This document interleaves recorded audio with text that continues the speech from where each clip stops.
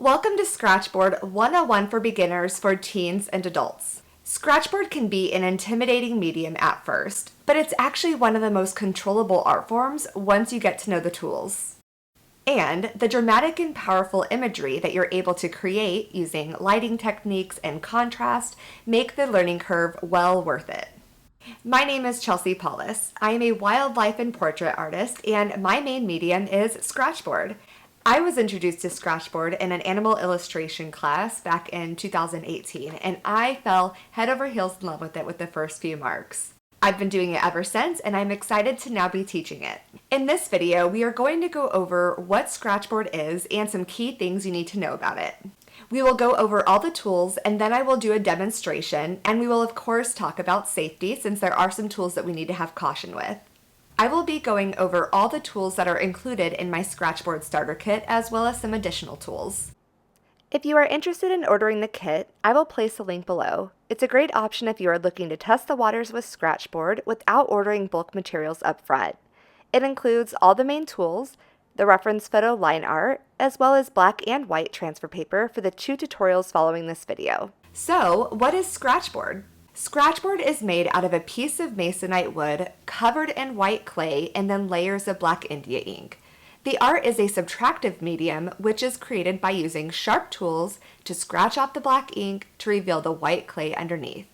The art could be left in dramatic black and white, or we can use inks or paints to add color on top. So unlike drawing with graphite or ink or other mediums where you are creating the shadows, with Scratchboard, it's the opposite, where you are bringing out the highlights instead. Right now, the main company that produces the Scratchboards is Ampersand Art Supply. You can buy them at most arts and crafts stores, online, and directly through Ampersand. You can also make your own Scratchboards if you wanted to have a go at it by using clayboard and black India ink, but that requires a bit more time and patience. When it comes to taking the Scratchboards out of the packaging, I like to use an X-ACTO knife to slice through the plastic along the backside. Be mindful that you want to handle the Scratchboard gently. Now we are going to use one of these 3 boards as a practice board, so you can see yourself how when you touch the surface, it will impact it. The oils from your fingers or little nicks from your fingernails, they can all leave little marks or smudges. You may even see some slight blemishes right out of the packaging in certain lighting. But the good news is these blemishes should go away when you varnish your piece, but nonetheless, try to be careful. Now, moving on to tools. If we look at the tools and techniques sheet, these are basic drawing techniques to get different textures and tones with individual tools. But a majority of the time in Scratchboard, we will combine tools as we build up layers, like in this last row. And I would say I mainly use stippling and varied hatching in my work. Starting off the tools, we have our X-ACTO knife with the number 11 blade. This is probably going to be your most universal tool. If you could only choose one tool to use on Scratchboard, you could get away with creating a whole piece just fine with an X-ACTO knife. Depending on the piece, I can usually get 2 to 3 small pieces done with a single blade if I am using other tools with it before I need to change it. And you will feel once your blade gets dull that it kind of starts catching on the board and it's not as easy to make the marks. To change the blade out, you hold the top of the holder part while you twist clockwise. Pull the blade out, carefully put the new blade in, hold it in place with one hand while you twist the holder closed with the other. Now, these can be sharp, especially when you change the blades out, so handle with care. You can see on the tools and technique sheet that it is great for almost all techniques. Stippling with an X-ACTO knife is going to give us short repeated marks.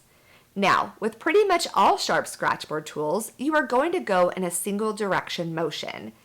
You will not want to try to go up and down as the blade will just catch on the board. So you'll mark down, pick your tool up and mark down again, or in whichever direction you'd like. One of the key factors to creating art with depth in Scratchboard or really any medium is to build up light layers. Don't go in with too much pressure too fast. Start light, build up the layers, then do the highlight with more pressure at the end. For hatching with Scratchboard, I almost always use varied hatching to build up shades, tones, and textures. So my lines usually vary in density and length. This is a really fun technique to practice on Scratchboard. I rarely use cross hatching in which the lines are perpendicular, but this is a great technique to know if you get into other elements other than just animals. And you can get really great fur with X-ACTO just by motioning in the direction of the fur, and it's kind of a form of varied hatching or line work. Now, amazing as the X-ACTO knife is, there are other tools we can use with it to make certain textures easier to create for us and more pronounced. Tattoo needles are my favorite tools to use. They come in a variety of sizes, which you can see is indicated in RL on the back. RL stands for round liner, which basically means it's a group of needle pins bound together in a circular pattern. 1 RL is a single needle, whereas 5 RL is 5 needle points, 9 RL is 9 needle points, and so on. I mainly use them on their own, but there are some tattoo needle holders out there like this one. You can also wrap bandage tape around it. I mainly use tattoo needles for eyes, base layers of fur, and light initial layers of skin texture. You can practice the same techniques as you did with the X-ACTO. Another favorite are microblading tattoo needles. Now, these also come in a wide range of sizes and shapes, but my favorite is the S12 needle. The S stands for sloped, and like other needles, the 12 means that there are 12 pins, and these are arranged in a diagonal line with one end shorter than the other. The slope allows for great control to create realistic fur or hair strokes. I a lot of times use this for base layers of fur or hair. I also use these for a good majority of eyes and noses. I can usually get about 2 small pieces out of a single needle before it needs to be replaced. Similar as the X-ACTO, to change the blade out, you hold the top of the holder part while you twist clockwise. Pull the needle out, place the new one in. I usually hold it flat or else the needle slides around. Then hold it in place with one hand while you twist the holder closed with the other. Next is the Fiberglass Brush. Now, this is one of the most popular tools in Scratchboard, but we have to be mindful with safety on this one because it is made out of tightly packed fiberglass strands. So do not touch the tip of it, and know that when you use it, little bits of fiberglass break off. You will never want to brush the debris away with your hand or blow it away, as that could result in the fiberglass going into your eyes. Also know that this one comes with the Proposition 65 warning that can expose you to chemicals including glass wool fibers, which are inhalable and are known to cause cancer, so of course use it at your own risk. When I use it, I always use a brush to very gently brush the debris off the board in the opposite direction of my face, and then I use a vacuum to clean it up. Now, this is a regular size fiberglass brush, but one of the more popular tools is also an extra fine or extra thin fiberglass brush, which you can order separately directly on Amazon or through EuroTools. The fiberglass brush is great for erasing large areas of ink where you need a lot of white. It's great for blending and adding highlights. For dogs, I use the thin brush as my main tool for noses. It's also great for elements like snow and wood. Scratch nibs are also a universal scratchboard tool, and you will see them with most beginner kits. These are also more so kid-friendly and are great for doing a wide range of techniques like stippling and adding highlights. The nib can come out of the holder and you can try various types of nibs. You definitely want to have these on hand for highlights and whiskers. These tend to give a thicker line than the X-ACTO knife, which makes the highlights really pop. Then we have scratch pens, which I honestly mainly use these for my signature and thinner whiskers. There isn't much to them, but you can play around with both ends of the pen to see if you may want to try them out in your work. As you've seen with all the technique demos, I use a brush to gently brush away all the debris off the board. The one I've been using for years is this larger black one, and I honestly don't remember where I got it, but you can just look for large makeup brushes or of course use the one in the kit. Another fun tool you might want to try is steel wool. With steel wool, you can get very soft, cloudy textures that are just beautiful, but be mindful that you need to wear garden gloves with it. And similar to fiberglass, you want to carefully brush the debris off your board with a brush and then vacuum it up. A sandpaper sponge is amazing to add base layers of fur. I use this for large pieces where I need to put large base layers of fur down. I forget what the grit is on this one, but it's pretty fine, and I use the corners to make the fur texture. These Tungsten Scribers are really nice and clean to work with. They almost seem to give cleaner and thicker lines than the X-ACTO, but I haven't used these much yet. But these are another great scratchboard tool that you can try. I also recommend, as you grow as a scratchboard artist, to get yourself some Faber-Castell Pitt Pens. I have also used Micron a lot in the past, but more recently switched over to using Pitt Pens more. These allow you to easily add India ink back in on certain areas. Another fun tool I've heard of other scratchboard artists using are Mr. Clean Magic Eraser sponges, and this is to remove really large areas of black ink. Of course, if you want to work more on white though, you can start with clayboard and then add ink and then use scratchboard techniques if you'd rather try that. But otherwise, you can give a go with Mr. Magic Erasers and see how much ink they can take off for you. As you work with the tools, you'll start to learn what amount of pressure you need to build up the different textures and tones that you are aiming for. But be mindful that sometimes if you remove large areas of black, depending on the tool you use, you may see these little circular lines. These actually come from when the board is made during the clayboard sanding process. These are usually pretty hard to see, but if they bother you, you could re-ink the area and then go back in with lighter pressure. Also know that there is such thing as going too deep. When I first started, I actually made it down to the board once, so always focus on building up light layers. As mentioned earlier, as you grow as a scratchboard artist, it'll be great for you to keep Faber-Castell Pitt pens and repair ink on hand.